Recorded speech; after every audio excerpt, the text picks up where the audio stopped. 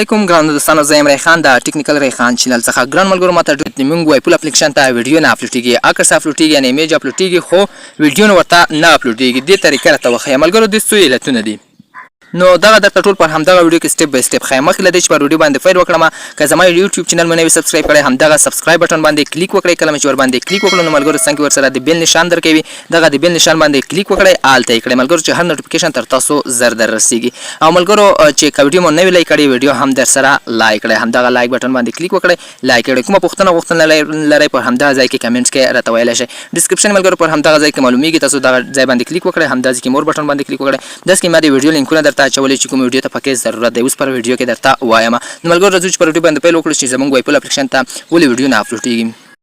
نو ملګرو د هغې لپاره یو څو علتونه دي درته ټول ښایم. اول به تاسو پلی سټور ته لاړ شئ. سیده ملګرو پلی سټور به راخلاص کړئ، په سرچ کې به ورته وایپل ولیکئ. کله چې وایپل ولیکو، وایپل به څنګه کړئ را اپډیټ به یې کړئ. سیده ملګرو نو د دې وجه هم کېږي ځکه چې تاسو خو د ملګري په لینک باندې راغلی وای، نو بیا به تاسو د وایپل به اپډیټ کوئ. نو کله چې دا اپډیټ کوم ملګرو، بیا به تاسو راشئ چې کومه ویډیو اپلوډ کوئ هغه به MP4 حالت کې باید وي. لکه زه اوس پر مثال همدغه 2 منټه او 54 ثانیې ویډیو ده، سیده دا باید MP4 کې وي او تر 3 منټو زیاته ویډیو ورته نه اپلوډیږي. یعنی وایپل اپلیکیشن ته 3 منټو څخه چې زیاته ویډیو ورته نه اپلوډیږي.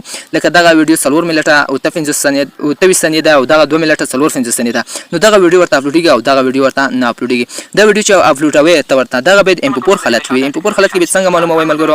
دې لپاره به د 3 ډاټس بټن باندې کلیک وکړئ. صحیح ملګرو، همدا 3 ډاټ بټن باندې به کلیک وکړئ، بیا به انفو بټن باندې کلیک وکړئ.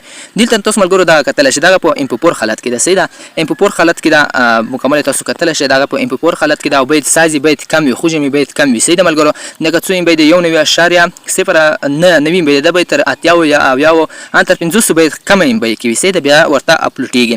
نو بله طریقه طریقه ده چې تاسو باید وایپل ته ویډیو اپلوډ شي.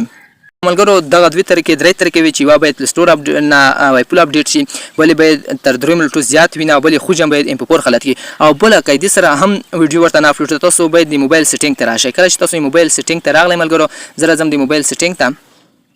نو موبایل سیټینګ باندې به کلیک وکړئ. کله بیل ته ملګرو دا کنټینیو بټن باندې کلیک وکړئ، ولنی بیل ته به ډیټا ایزیج بټن باندې کلیک وکړئ.